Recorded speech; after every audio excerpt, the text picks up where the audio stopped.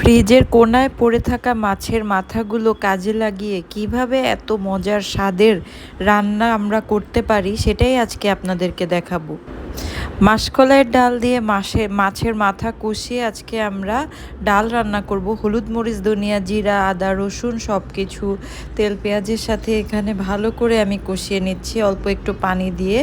এবার আগে থেকে হলুদ আর লবণ মাখানো মাথাগুলো আমি এর মধ্যে দিয়ে দিব এবং একটু কষানো হয়ে গেলে এর মধ্যে অল্প একটু পানি দিয়ে দিব যেন মাছটা নরম হয়।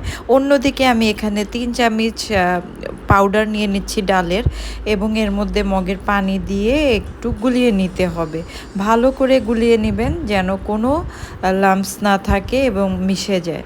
এই মুহূর্তে যারা আমার ভিডিওটি দেখছেন তাদের কাছে আমার একটা রিকোয়েস্ট রইল, অবশ্যই আমার চ্যানেলটি সাবস্ক্রাইব করবেন আর লাইক কমেন্টস শেয়ার করে আমাদের পাশে থাকবেন। এই তো ডালগুলো কষানোর মধ্যে দিয়ে দিয়েছি। এবার হচ্ছে মাছ যেগুলো কষিয়েছিলাম সেগুলো ডালের মধ্যে আবার দিয়ে দিলাম। এবার একটা কাজ বাকি আছে, সেটা হচ্ছে ডালটাকে বাগার দেওয়ার জন্য আমি আলাদাভাবে পেঁয়াজ রসুন আর শুকনো মরিচ নিয়ে নিব।